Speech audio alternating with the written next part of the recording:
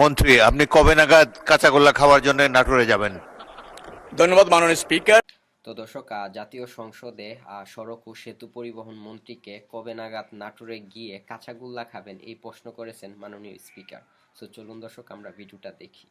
মন্ত্রী, আপনি কবে নাগাদ কাঁচাগোল্লা খাওয়ার জন্য নাটোরে যাবেন? ধন্যবাদ মাননীয় স্পিকার।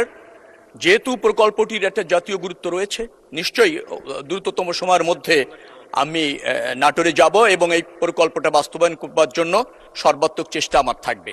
তো দর্শক, এখানে মেইনলি বিষয়টা হইতেছে নাটোরের মধ্যে একটি সরকারি প্রকল্প আছে। তো এটা সড়ক ও সেতু পরিবহন মন্ত্রীর আওতাধীন হইতেছে। তো সেই ক্ষেত্রে ওই প্রকল্পটি কাজ কমপ্লিট হবে কখন, ওই বিষয়টা জানার জন্য আমাদের মাননীয় স্পিকার সড়ক ও সেতু পরিবহন মন্ত্রীকে তা জিজ্ঞেস করছে মজার ছলে যে কাঁচাগোল্লা কবে খেতে যাবেন।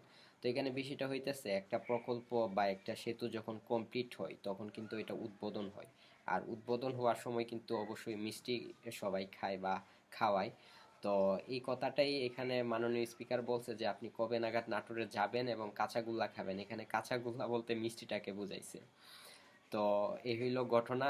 স্পিকার সাহেব অনেক সুন্দরভাবে প্রশ্নটা জিজ্ঞেস করছে, তো এটা আমার খুবই ভালো লাগছে বিষয়টা।